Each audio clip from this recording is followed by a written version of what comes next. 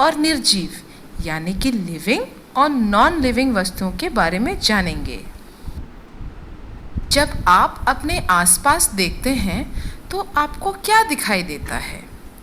पेड़, इंसान, मकान, विभिन्न तरह के जानवर जैसे कुत्ते, बिल्ली आदि। आसमान की तरफ अगर आप देखें तो आपको सूर्य, चंद्रमा, बादल भी दिखाई देंगे। हमें वातावरण में हमारे आसपास जो भी दिखाई देता है वो या तो सजीव वस्तु होती है या फिर निर्जीव वस्तु होती है। हम सजीव और निर्जीव के बारे में पहले से ही जानते हैं। अब हम इसे और विस्तार में जानेंगे। सभी सजीव जीव, चाहे वो इंसान, कुत्ता, मछलियाँ आदि, सभी सांस लेते हैं। ऐसा क्यों होता है, आपने कभी गौर किया है? क्योंकि सजीव वस्तुओं को जीने के लिए और बढ़ने के लिए ऊर्जा की आवश्यकता होती है। सजीव जीव सांस लेने के लिए ऑक्सीजन का इस्तेमाल करते हैं, जो कि श्वसन प्रक्रिया के दौरान भोजन का विघटन करके ऊर्जा उत्पन्न करते हैं। इस ऊर्जा का इस्तेमाल कैसे किया जाता है भला? सजीव इस ऊर्जा का इस्तेमाल चलने, बढ़ने और साथ ही सभी कार्यों को करने में करते हैं। सभी जीवित वस्तुओं को सांस लेने की आवश्यकता होती है, यहाँ तक कि छोटे छोटे परमाणु माइक्रोब्स जैसे बैक्टीरिया को भी। लेकिन नॉन लिविंग वस्तुएं यानी कि निर्जीव वस्तुएं सांस नहीं लेती। सभी सजीवों को ऊर्जा प्राप्त करने के लिए भोजन ग्रहण करने की आवश्यकता होती है। हरे पौधे फोटोसिंथेसिस की प्रक्रिया से अपना स्वयं का भोजन बनाते हैं, इसलिए ये स्वपोषी यानी कि ऑटोट्रॉप्स कहलाते हैं। ऑटो का मतलब सेल्फ यानी कि स्वयं, और ग्रीक शब्द ट्रॉफ का मतलब होता है पोषण या भोजन, इसलिए हरे पेड़ ऑटोट्रॉफ हैं। इसका मतलब है कि वे अपना भोजन स्वयं बनाते हैं। मानव सहित सभी जीव प्रत्यक्ष या परोक्ष रूप में खाने के लिए पौधों पर निर्भर रहते हैं, इसलिए ये विषमपोषी या हेट्रोट्रॉफ्स कहलाते हैं। हेट्रो का मतलब अदर यानी कि दूसरों पर, तो हेट्रोट्रॉफ्स विषमपोषी खाने के लिए दूसरों पर निर्भर रहते हैं। तो सभी सजीव भोजन करते हैं, लेकिन शरीर के द्वारा इसका केवल कुछ ही भाग प्रयोग में लिया जाता है। तो बाकी का भोजन का क्या होता है? साथ ही हमारे शरीर में अन्य जैविक क्रियाओं द्वारा भी कुछ अवशिष्ट पदार्थ बनते हैं। सजीवों की शरीर में कई प्रक्रियाएं जैसे कि श्वसन, पाचन आदि चलती रहती हैं। प्रत्येक प्रक्रिया में कुछ व्यर्थ पदार्थ बनते हैं, ये हानिकारक होते हैं। इन हानिकारक पदार्थों को शरीर से बाहर निकालना आवश्यक होता है। जीव इसे यूरिन और स्वेट के रूप में शरीर से बाहर निकालते हैं। कार्बन डाइऑक्साइड जो जीव एक्सहेलेशन यानी कि सांस छोड़ने के दौरान बाहर निकालते हैं, ये भी एक व्यर्थ पदार्थ है।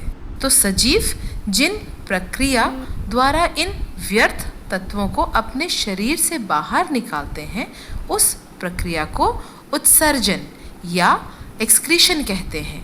तो सजीव न केवल भोजन ग्रहण करते हैं बल्कि एक्सक्रीट भी करते हैं, जो कि सभी सजीवों का एक महत्वपूर्ण गुण है। और पौधे भी पत्तियों में स्थित स्टोमाटा के द्वारा पानी और कार्बन डाइऑक्साइड एक्सक्रीट करते हैं।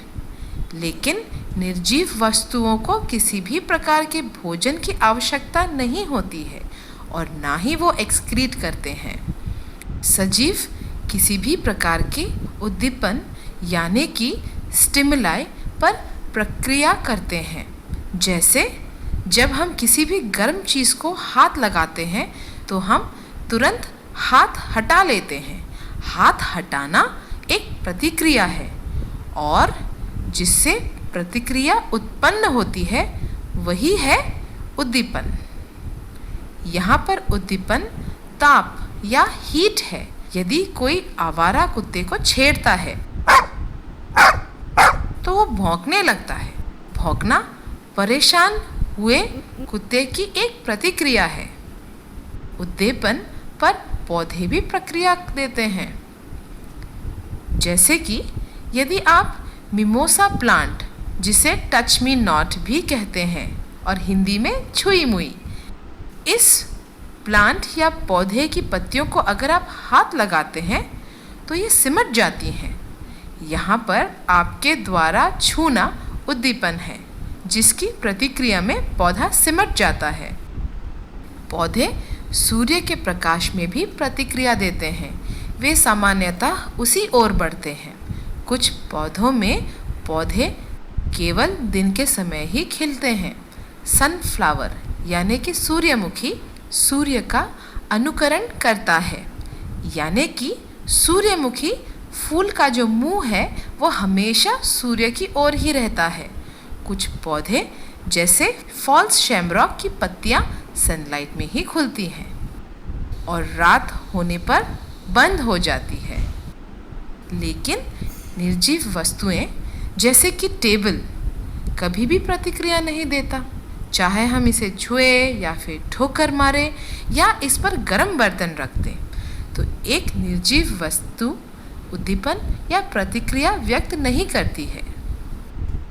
हम सभी ये जानते हैं कि सजीव अपने जैसे बच्चों को जन्म देते हैं। जैसे मुर्गी अंडे देती है जिसमें से चूजे निकलते हैं। यहाँ तक कि माइक्रोब्स जैसे कि बैक्टीरिया जो कि बीमारियाँ फैलाते हैं, वे भी अपनी संख्या को बढ़ाने के लिए प्रजनन करते हैं। रिप्रोडक्शन ये सभी जीवों की एक मूल विशेषता होती है। एक रोबोट चल सकता है लेकिन इसे भोजन की आवश्यकता नहीं होती, ये बिजली से चलता है। इसे हमारे व अन्य जीवों की तरह सांस लेने की आवश्यकता भी नहीं होती है। इसलिए ये एक नॉन लिविंग यानी कि निर्जीव वस्तु है। इसी तरह रोबोट बेबी रोबोट को जन्म नहीं देते हैं, क्योंकि केवल लिविंग थिंग्स ही रिप्रोड्यूस कर सकती हैं। सभी वस्तुएं तत्वों से मिलकर बनती हैं और तत्व अणु से बनते हैं, लेकिन सभी लिविंग ऑर्गेनिज्म कोशिकाओं से मिलकर बनते हैं, जो कि लिविंग ऑर्गेनिज्म की इकाई है। अलग अलग जीवों में कोशिकाओं की संख्या अलग अलग होती है। ये 1 से लेकर अरबों तक हो सकती है। जैसे माइक्रोब्स में ये एक ही होती है, लेकिन सबसे महत्वपूर्ण बात यह है सभी लिविंग थिंग्स सेल्स या कोशिकाओं से मिलकर बनती है। जब एक सिंगल सेल्यूलर ऑर्गेनिज्म जैसे अमीबा या बैक्टीरियम आदि में वृद्धि होती है तो इनकी कोशिका या सेल का आकार भी बढ़ जाता है। लेकिन जब किसी मल्टी सेल्यूलर ऑर्गेनिज्म जैसे इंसान, शेर, बिल्ली आदि में वृद्धि होती है तो शरीर में कोशिकाओं की संख्या भी बढ़ जाती है, क्योंकि कोशिकाएं नई कोशिका बनाने के लिए रिप्रोड्यूस करती हैं। लेकिन नॉन लिविंग वस्तुओं में वृद्धि नहीं हो सकती, क्योंकि ये केवल तत्वों और अणुओं से मिलकर बनते हैं, कोशिकाओं से नहीं। तो नॉन लिविंग थिंग्स बढ़ नहीं सकती है, जैसे रोबोट बढ़ नहीं सकता है। सभी लिविंग ऑर्गेनिजम्स की एक सीमित आयु होती है और आखिर में सभी एक न एक दिन मर जाते हैं। लिविंग ऑर्गेनिजम्स एक चक्र का अनुकर करते हैं, जिसके अनुसार वे दुनिया में आते हैं, बड़े होते हैं, दूसरी पीढ़ी के लिए अपने जैसे दूसरे जीवों को जन्म देते हैं और फिर मर जाते हैं। इस मज़ेदार चक्र को जीवन चक्र या लाइफ साइकिल कहते हैं। सभी लिविंग ऑर्गेनिजम्स समान नहीं होते हैं। कुत्ते बिल्लियों से अलग होते हैं।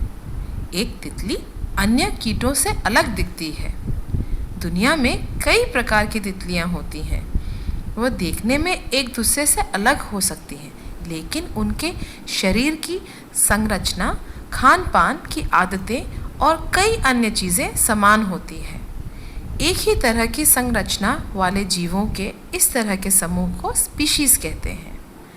दुनिया में जीवों की लगभग 16 लाख स्पीशीज़ हैं, 16 लाख स्पीशीज़, और पौधों के लगभग 4 लाख स्पीशीज़ ऐसे हैं जिनके बारे में अभी तक हमें जानकारी मिली है। किसी भी स्पीशीज़ के सदस्य में एक समान खान पान की आदतें होती हैं, और सबसे ज़रूरी बात है कि कोई भी जीव समान स्पीशीज़ के जीव को ही जन्म देता है। हमने जो आज सीखा है उसे चलिए एक बार फिर दोहराते हैं।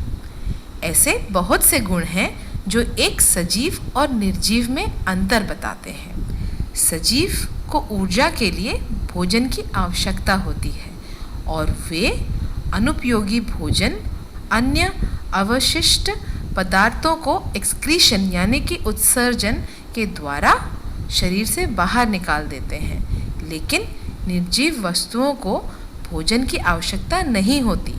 सभी जीव भोजन की ऊर्जा के विघटन के लिए सांस लेते हैं, लेकिन निर्जीव सांस नहीं लेते हैं। सजीवों में वृद्धि होती है, लेकिन निर्जीव वस्तुओं में वृद्धि नहीं होती है। कई सजीव उद्दीपन होने पर भाव प्रकट करते हैं, जैसे कि गुस्सा, खुशी आदि, लेकिन निर्जीव उद्दीपन पर प्रतिक्रिया नहीं करते। सजीव का जन्म होता है, उनमें वृद्धि होती है और उनमें प्रजनन होता है, और अंत में वे मर जाते हैं। ये एक मज़ेदार जीवन चक्र है। निर्जीव वस्तुओं का ना तो जन्म होता है और ना ही वे मरती हैं। वे या तो इंसान द्वारा बनाई जाती हैं या प्रकृति द्वारा। इनमें ना ही वृद्धि होती है और ना ही प्रजनन। अभी के लिए बस